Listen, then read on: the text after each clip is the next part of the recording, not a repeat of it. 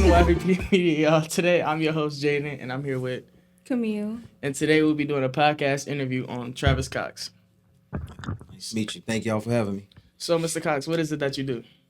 So full time I'll teach and then coach. I'm eventually trying to work on becoming a coach full time now. What do you coach? Baseball. Baseball. That's good. That's good. When did you decide to start coaching baseball? About a year and a half out of college. A college teammate of mine got a teaching position himself. He started teaching right away. So the school he was at, he got offered a head position, and he thought to reach out to me because I kind of fit the demographic of the school he was teaching at. So I just did just to help him out. Like, why not?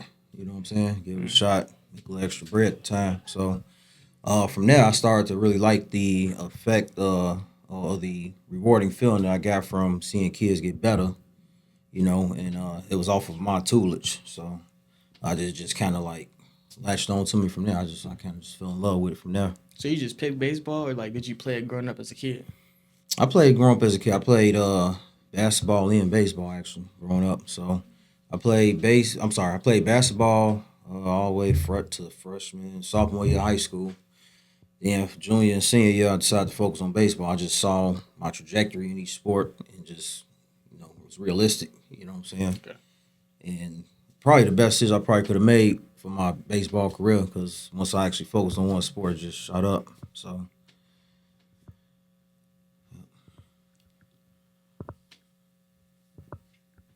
So, you, Joe? Who was your favorite baseball player growing up? When I was growing up, I'm always in the '90s, so every black baseball player I knew idolized Ken Griffey Jr. So it was Ken Griffey Jr. and then also this guy Gary Sheffield. So and it's funny now is how old I'm getting because his son is now like a junior, senior in high school. It's just funny to see it full circle, and I was like around for all of it. Do you still play now, or are you just strictly coaching? Yeah, I still play. Really? Play. Yep. Believe it or not, coaching actually keeps the itch going to want to play. Just being around the dugout, around the camaraderie of guys, working together, and honestly, just as I'm getting old, just staying active. You know what I'm saying? So, my body don't feel like what my age is, but a lot of it as you get old is just staying active, and that's one way I can stay active and still, be healthy and do it throughout the long run without sacrificing getting seriously injured. I play baseball until I'm 50 if I keep myself in shape. So Adding on to her question, who would you say your favorite player is today in today's league? Mookie Betts. Mookie Betts. Well, what about Mookie? What about him just caught your eye? Dude, it's just his versatility to just do everything. Gold Glove outfielder. He's healthy. He play every day. He's gonna be dependable. Offensively, he can do whatever. He hit for high batting averages. He hits for power. He run the bases well. He 5 tools and he consistent. So it's just exciting seeing him play every day and seeing how hard he play. And like I said, on top of that, being healthy. So I think that gives him the edge over a lot of players that's kind of in the debate for the best player in baseball. And then also, he look like me. I look like him. It's not a lot of black people playing baseball anymore like it was when I was growing up. So to see that and see that he was like a star basketball player in high school, as a multi-sport athlete, I just hope that it inspire, inspiring young black kids to want to get back in the game more, which I'm starting to see a little bit more over the last 3 or 4 years. So I hope it just keep trending up. What are some struggles you faced as a black athlete in a predominantly white sports team? I didn't deal with this much in high school, but when I got to college, it was a bit of a culture shock. I was expecting at least to be 1 or 2 other black dudes on the team, somebody I could relate to, but it wasn't for my first year or two. So, just having to deal with the struggle of having to prove myself and have to be better than the person I'm competing with, just off of how I look. It's probably the biggest struggle of it all. Going through that was my first taste politics. Maybe a kid came from a school that was good, so they kind of got the leg up off of that. And me having to prove me coming from a school that wasn't good, where baseball wasn't the best, and proving that I'm just as good as them. I just came from a different background, but I can still hold my own. So that's probably giving me the mindset I got as a coach now to still continue to prove myself even as a. It's the same to go with coaching as a black dude coaching in baseball too. As y'all get older, if y'all get into coaching, you'll see. But it's the same struggle. So I'm still proving and fighting that I can. I'm just as knowledgeable as anybody else and can hold my own as well. So. Now I heard you say you went to college. Do you have any like advice or any help you would give high school or any baseball player or school athlete on the academic side as far as like keeping their grades up to par? That's important. Like again, already just as an athlete on whatever sport or team you own in college, there's gonna be competition every day. Even like to the end of the season, you still competing. You could be starting the first 10 games of the season and you get hurt, or you go through a slump. Somebody come in and they start doing good, and you'll be sitting the next 20 games, or if you may even be sitting the rest of the season. So it's like it's doggy dog. So keeping eligible, to help you hopefully stay focused. You know what I'm saying? And I think that in order to do that, time management is going to be very important. You're going from high school, you got 7, 8 classes a day, and then you go into college where you got all this free time. You in one location, one area, you ain't got to do all this extra stuff outside, and you got 2 classes a day. So now, where's the discipline to stay focused on your goal and stay eligible, keep your grades up? It's very hard. There's a lot of distractions with that come with that. First time, a lot of kids like it's for their first time away from home, so you get this newfound freedom. You can do whatever you want, whenever you want. You ain't got to explain nothing to nobody, and you still have to stay focused without your parents holding your hand or calling you or giving you that push. Like, how do you stay intrinsically motivated to accomplish what you're there to do, which is the academics over the sports? How do you handle your players' mental health? That's a good question. I see more of the mental side as far as the health will become an issue if they going through a struggle, whether it be their personal performance or maybe they're not accomplishing their goal or the team might be struggling or something like that. I've been fortunate enough to be able to have a personality just keep, to be relatable with my players and kind of keep everything fun. So I've been fortunate enough to not really have to come across somebody with serious mental health. I think them being able to come and have fun, have like an outlet from whatever they may be going through personally, kind of copes with that. So. Now you played back in your day, right? Mhm. Like in high school, right? What was the main position that you just like? Oh yeah, this is my position. I got it on lock. And then what was like a position where have you ever tried to be like, nah, I wouldn't be able to do this or this doesn't fit me? I haven't had a position where I said no, it doesn't fit. But growing up, I played mainly like first base and a little bit of catcher. So going to high school, freshman year, I was a starting first baseman, getting a little bit of catching. Then I got to varsity, and then I had to learn to play the outfield because although I could hit, there was only one spot open for that year. They said if I want to start, I had to learn how to play the outfield. So I got out there, and I had to. Luckily, because I watched a lot of baseball growing up, I'm knowledgeable of the game. It wasn't a hard transition, so I just had to learn a few little small intricacies, here and there. But I can't say I really. I'll probably say first base, maybe, because I think during my first year of ever playing ball, I was in the outfield at first. Then I was like 9, but nobody really hit the ball at outfield at that age, so it gets a little boring. And then they, for whatever reason, the coach put me at first base, and it's like I was natural at it. So I'll probably say that. When you play with the men's league, do you play first or you play the outfield? A little bit over the last few years, but before that, I just been predominantly outfield through college, the last 2 years of high school, and throughout all these years of playing the men's league. Okay. So Do you feel that baseball has brought a sense of community that you didn't have before? I would probably say more so now in the men's league than I did in high school or college. In high school, was just I don't know. I hung out more with the guys I hooped with my first 2 years. Our lockers was by each other. Uh, they was the joke tellers. I was one of the joke tellers too, so I just gravitated with them more. So even after high school, I still hung out with them even to this day. I don't really hang out with a lot of the dudes I played baseball with in high school. College, a few of them, but because the relatability factor wasn't there, we don't really have much in common. 2 different backgrounds, stuff like that. I count on one hand how many kids I still talk to that I played ball in college. So the men's league though is a different story. It's a lot of guys that look like me. We all came from similar backgrounds. They love the game just like I do. We're just rare in our community. So um, like I bond with them more than any other team I've probably been on. You say you went to Proviso West, right? Yep. Like in high school. hmm How did it feel back then playing with a conference that's predominantly white or predominantly not your skin Yep. color? I loved it actually. Even to this day, as some of my players know that the conference still just as good as it was even back then. Obviously being like, if not the best, probably the second best conference in the state. I looked at it again because of my skin color that I had something to prove. And on top of us not being that good in that conference. So I still felt like I could hold my own and I was as good as anybody else.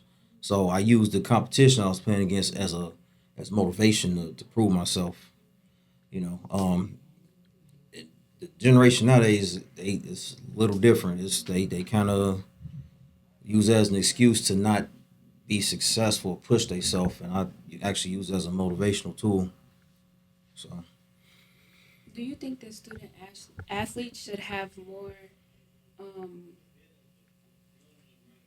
do you think student athletes should put more importance in a backup plan? absolutely, absolutely, it's very hard to. I've been around like now with my coach, a lot of guys that are like pro caliber or are pro caliber, and guys that's not, and it's a very small percentage of players that are very small. It's very hard to make it to the pro level of any sport. So you definitely need to have a backup plan because I mean it can get taken away at any second, whether it be a injury or like say you get mixed up in politics, you're in the wrong situation that's not a good fit for you, but you're stuck there. The next thing you know, you don't even get the exposure that you want. Whether it be a coach think whatever they think of you, y'all may not see eye to eye, whatever the case. It's too much. It's a very slippery slope with that. So it's very important to have a backup plan just in case. You just never know. It's better to what's the phrase? It's better to like have it and not need it than to like need that degree and not have it. So it's always good to have that. Have you ever been recruited in high school? And if you have, by what schools? Believe it or not, I was kind of a late bloomer. Like I said, I was playing two sports all the way up till my junior year of high school, and then I focused on one. So um, my senior year, I got like early senior year, I got a couple letters from it was one from Benedictine University, small like private college, and then Elmhurst College, which is Elmhurst University now. That coach was hitting me up a lot throughout my senior year. Like he would call the house periodically, check up on me. He came to a couple of my games senior year, so he showed like heavy interest in me. So what kind of as far as like pointers you would give to athletes who are being scouted out? As far as like Whereas them actually being like to finish the previous question, let me get right to that. Even like to the end of my senior year, the one Division One look I got was Chicago State. They literally saw me like the regional game of my senior year. I don't know why they was there. I don't know if somebody told them about me or what, but I had a good game. And then at the end of the game, the coach gave me his card. And so it's basically like, hit me up. So I spoke with him once or twice to like go visit, but my parents were just sold on Elmhurst University just because they showed the most interest. Although me being 17, I'm trying to go to the big school because everybody want to be D1. So I think it ended up working out the best that I ended up going there because at Elmhurst I was there my first year. We had two All-Americans and one got drafted. So I was able to see that I could get seen there just as much as anywhere else. So yeah, what was the follow-up oh, if you question? give any pointers to student athletes who are being scouted by like big colleges or any college at that. I would say not to put so much of an emphasis on being D1, especially like a sport like baseball. You can get seen anywhere. I was just previously like a college coach at a small NAIA school, and the coach that was there, the head coach, he was a former like he played pro ball himself. He was talking about having a pro day set up at the school, so you get exposure right there. So I would say to just make sure that you go to where it fits your ability, where you'll be able to play as soon as possible. Don't just get go somewhere just to say I'm at this school and you the sixth outfielder. But I can go to a D2 or D3 or a small private college and maybe I'm playing right away as a freshman or a sophomore. A scout can't see you if you're not on the field, no matter where you at. You can have Northwestern, Vanderbilt, LSU on your shirt. If you're not on the field, you're not getting seen. I could be at George Gwinnett College. I could be at Triton.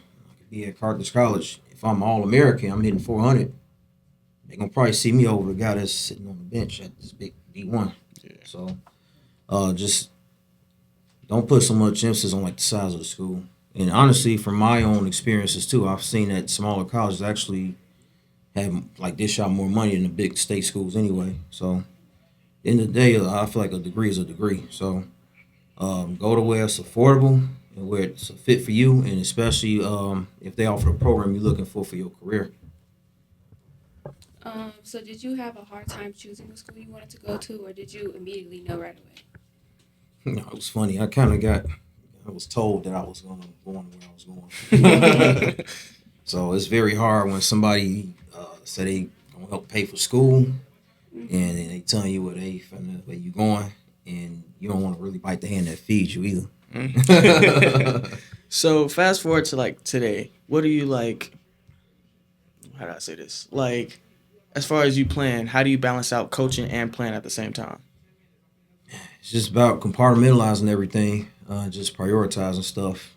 So obviously, with coaching, it's financial gain that come with that. With playing, I kind of got to pay to play. So I'm always choose opportunity to make money over the opportunity to give it away. So if I have to coach, that's my obligation. Like I signed up for that. The men's league, like I said, it's flexible. So when I'm able to play, I'll play. But if I have a coaching obligation, that's gonna come first. Like the young kids that's playing now, they work more important than me. I'm just doing it for fun. They got goals. So I'm trying to, as a coach, my goal is to help them reach them goals. So I have to prioritize that. I have to get back. What's your dream team to coach for? Any pro team, I'm not picky. As long as it say MLB. Any pro team in MLB, you got a free agent right here. So I'm past that point of playing now. I'm trying to coach though. So position, as far as coaching, have you had head coach positions, head coach, or like what kind of positions have you had as far as coaching? I've been a head coach.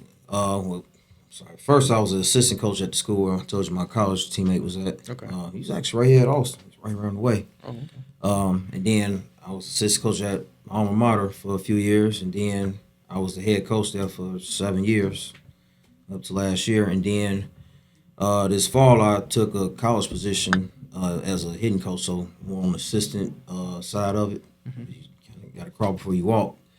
And I ended up transitioning back to high school, so now I'm like an assistant coach at in high school. So I am looking like next year to try to get back into being a head coach again. Mm-hmm. So see where it go. When you were a head coach out of those 7 years, did you have like a staff as like, oh yeah, this is the staff I want, or it's like this is a staff that I can see our team going this far with?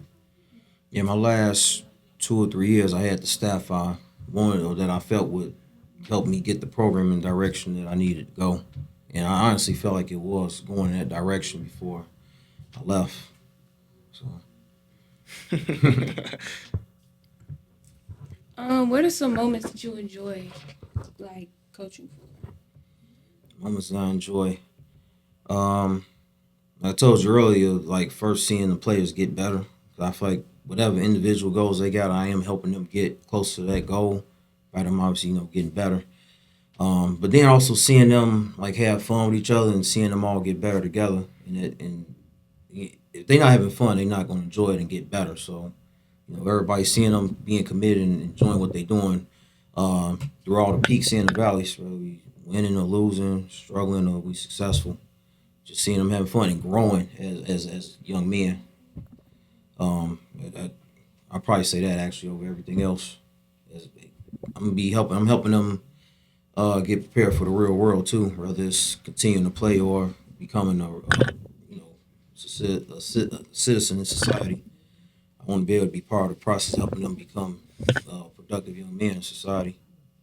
What kind of coach are you? Like a uptight, by the rules, strict coach, or you like to crack jokes or have fun with your team as well? A little bit of both, honestly. Okay. I try to set the tone, and hopefully my players will test that. Um, I have an off and on switch. And I think they kind of know when that switch is going up and down. It's a time and place. So it's a time and place to have fun, and then it's a time and place where we need to kind of tighten up and be on business. So um, at the beginning, like I said, certain pockets where you can joke and just kind of keep the environment loose. But I said you got to be able to have that balance. That way the kids having fun and getting better, and they committing. They not quitting on you. They got your back. They supporting you, and you supporting them.